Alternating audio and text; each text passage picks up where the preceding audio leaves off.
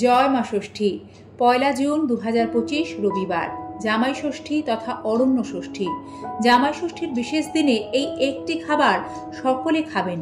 শাস্ত্রমতে এতে মা ষষ্ঠী অতি প্রসন্ন হন, তার কৃপায় সন্তান দীর্ঘায়ু হয়, তারা সৌভাগ্য লাভ করে, মেয়ে জামাইয়ের সম্পর্ক অটুট থাকে।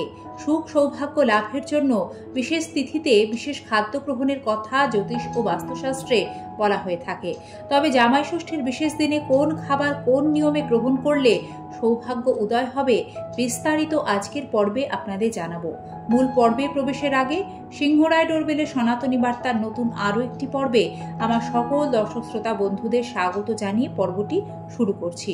জ্যৈষ্ঠ শুক্লপক্ষে যে ষষ্ঠী তিথি পালিত হয় সেটিকে জামাই ষষ্ঠী বা অরণ্য ষষ্ঠী বলা হয়। বন্ধুরা, নাম জামাই ষষ্ঠী হলেও এটি অরণ্য ষষ্ঠী।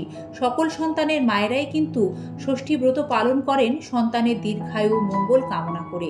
বন্ধুরা, এই জামাই ষষ্ঠী তিথিতে কোন বিশেষ জিনিসটি খেতে হবে সেটি জানতে গেলে আমাদের ধাপে ধাপে জানতে হবে এই ষষ্ঠী পূজার উপকরণ ও বিধি সম্পর্কে, কারণ তার সাথেই জড়িয়ে রয়েছে এই সৌভাগ্য সূচক খাবারটি। ষষ্ঠী পুজোর উপকরণ আম্রপল্লব, তালপাতার পাখা, ধান, দূর্বা, 5 থেকে 9 রকমের ফল, ফুল এবং বেলপাতা, সাদা সুতো ও হলুদ।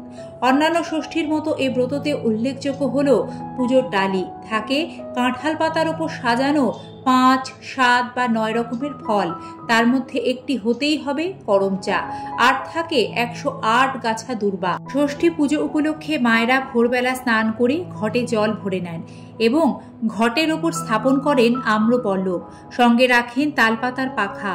108টি দূর্বা বাঁধা আঁটি দিয়ে পুজোর উপকরণ সাজানো হয়।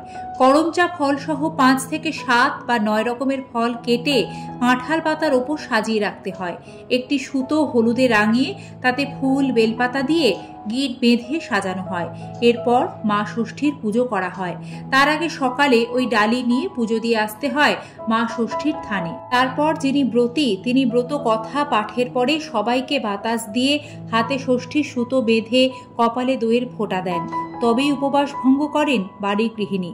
আর জামাই এলে সে গাছা ঘটের জলে ভিজিয়ে তালপাতার সঙ্গে ধরে বাতাস করা হয় মেয়ে জামাইকে একসাথে। তাদের বসিয়ে সুতো হাতে বেঁধে দেওয়া হয়। শাশুড়ি পাখার হাওয়া দিয়ে 60 60 60 বলে ধান দূর্বা দিয়ে আশীর্বাদ করেন এবং তারপরেই শুরু হয় উপহার দেওয়া, বিশেষ ভুরি ভোজের ব্যবস্থা। আর ঠিক সে সময় এই ষষ্ঠীর দিন যে সৌভাগ্য সূচক খাবারটি সকলেই গ্রহণ করবেন সেগুলি সম্পর্কে এবারে একে একে আপনাদের জানাচ্ছি। বন্ধুরা, প্রথম যে সৌভাগ্য সূচক খাবারটি এদিন সকলেই খাবেন তা হলো মা ষষ্ঠীর হলুদ রং খুব প্রিয়, তাই এদিন ষষ্ঠী পুজোয় হলুদ মিষ্টি অবশ্যই মা ষষ্ঠীকে ভোগে নিবেদন করুন এবং সেই প্রসাদ মেয়ে জামাই ও সন্তানদের খেতে দিন এবং নিজেও গ্রহণ করুন। হলুদ সৌভাগ্যের প্রতীক সূচক রং। জামাই ষষ্ঠীর সাথে হলুদ রঙের সম্পর্ক নিবিড়। শাস্ত্রমতে এদিন হলুদ মিষ্টি খেলে সৌভাগ্য লাভ হয়। এছাড়াও সন্তানের দীর্ঘায়ুর জন্য এটি অত্যন্ত মঙ্গল সূচক হিসেবে বিবেচিত হয়। তাই শাস্ত্রজ্ঞরা বলেন জামাই ষষ্ঠীর দিন একটু হলেও হলুদ মিষ্টি গ্রহণ করা উচিত। বন্ধুরা, সৌভাগ্য ও মঙ্গল সূচক আর যে খাবারগুলি এদিন অবশ্যই গ্রহণ করবেন এবং বিশেষ করে জামাই ও সন্তানদের খেতে দেবেন তার মধ্যে অন্যতম হলো পায়েস। এই বিশেষ দিনে জামাইকে নানা ধরনের ভালো খাবার খাওয়ানোর রেওয়াজ রয়েছে, তার মধ্যে অবশ্যই পায়েস থাকতে হবে। বিশেষ তিথিতে বাড়িতে পায়েস রান্না করলে মা লক্ষ্মীও কিন্তু প্রসন্ন হন, তার কৃপায় সংসারে আর্থিক উন্নতি হয়। এই দিন জামাইকে অবশ্যই ডাবের জল পরিবেশন করুন। জ্যৈষ্ঠের প্রখর গরমে এটি শরীরকেও ভালো রাখতে সহায়তা করবে।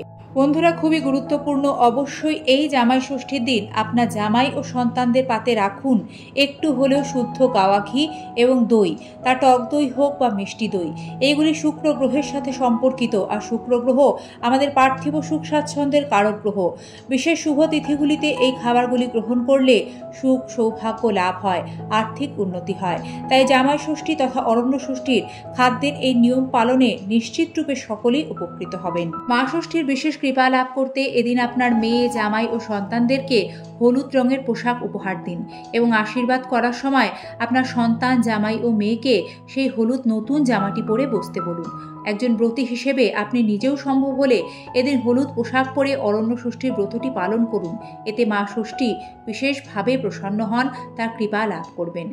শুভ জামাই ষষ্ঠী তথা অরণ্য ষষ্ঠীর আন্তরিক প্রীতি ও শুভেচ্ছা।